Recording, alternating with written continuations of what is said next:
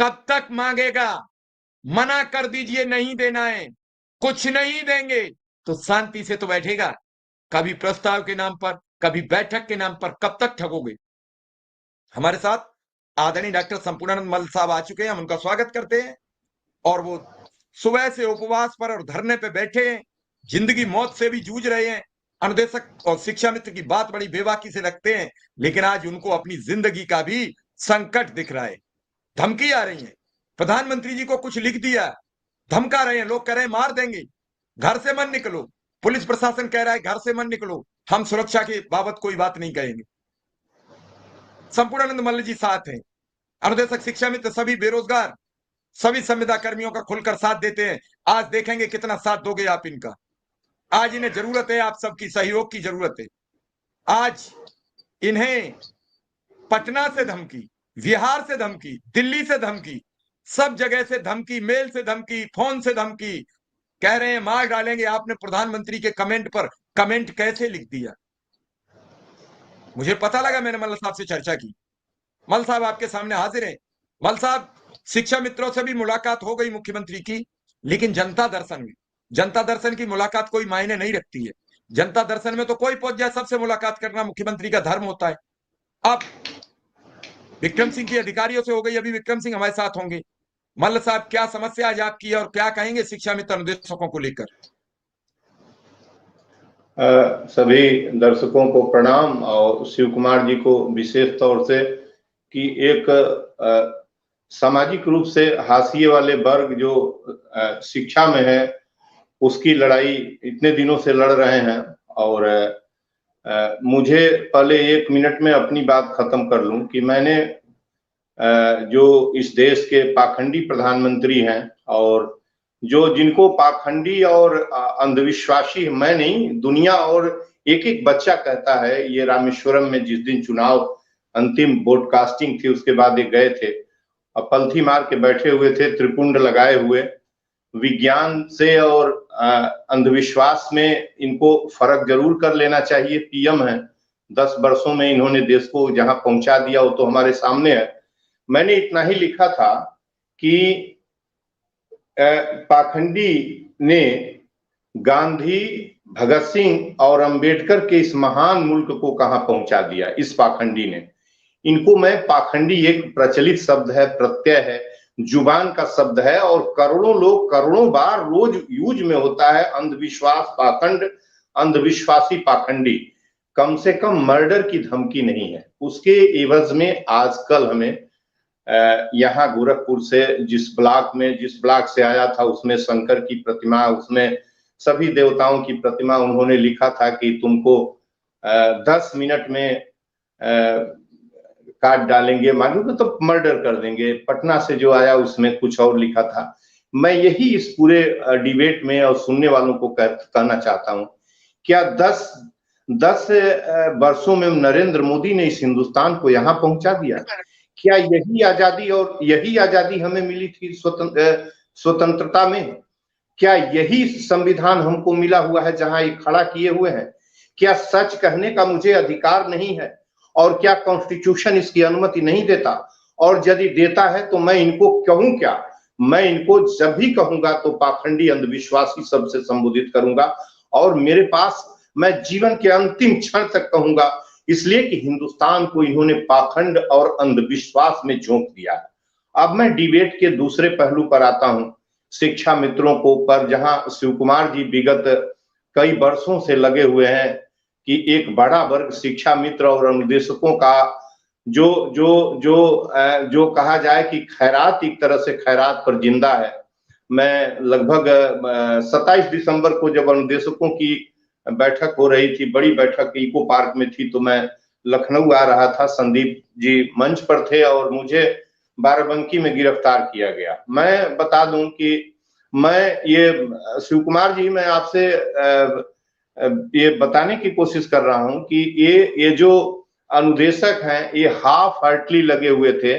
इनको अभी भी आशा उम्मीद थी, इन्होंने चुनाव में अनुदेशक शिक्षा मित्र ठीक ढंग से लगे होते, यदि चुनाव के अंदर उत्तर प्रदेश में ठीक ढंग से लगे होते, देश में लगे होते, तो इन बेरोजगारी, गरीबी महंगाई, नफरत, हिंसा, नारी बलात्कार, जितनी भी चीजें हैं, भ्रष्टाचार, जितनी भी चीजें हैं, रेप, जो भी है इस जो दिखाई दे रहा है, उसकी जनक नरेंद्र मोदी सरकार का पतन हो गया होता, पतन।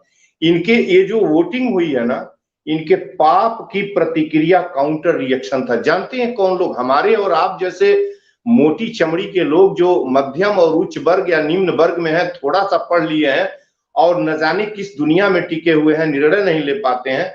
ये वह वर्ग वोट किया है जो कुछ नहीं जानता था, जो दिन भर 400 रुपए के श्रम में अपने 5 से 7 लोगों का परिवार लोग जिलाता है और न जाने किस दुनिया में है वो मरता चला गया। इन लोगों ने आटा, चावल, गेहूं, दाल, तेल, चीनी पर टैक्स लगाया, शिक्षा, चिकित्सा, रेल पर टैक्स लगाया, पैसेंजर और पुरानी मेल गाड़ियों को तोड़ के 75 वंदे भारत चलाने का सपना इनको न जाने कौन दे दिया।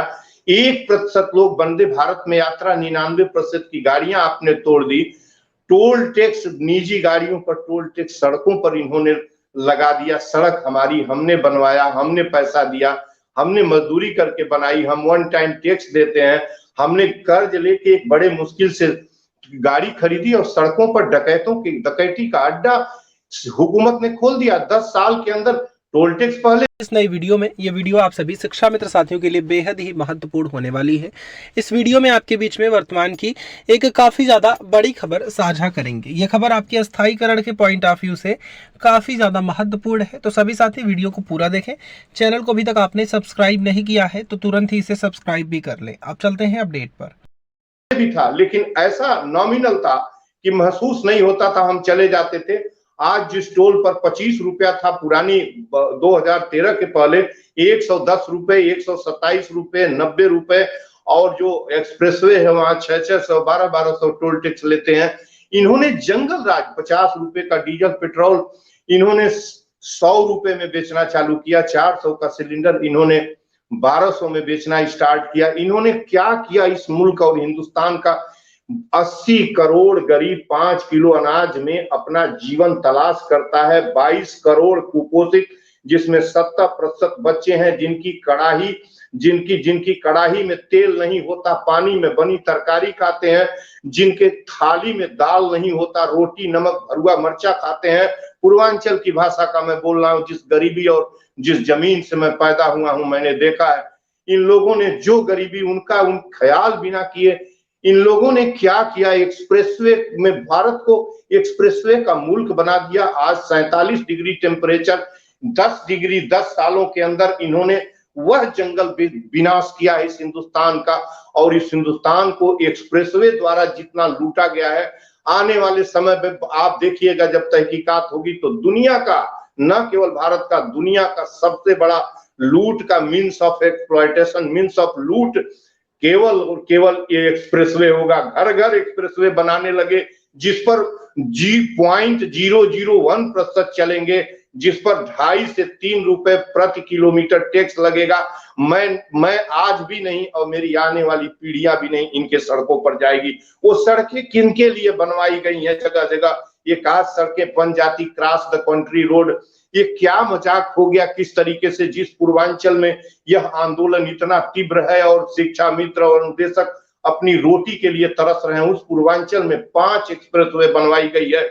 खजाने को दफन कर दिया गया है, पेड़ों को काट दिया गया है, विनाश कर दिया इस हुकूमत ने, इस नंगी भूखी हुकूमत ने।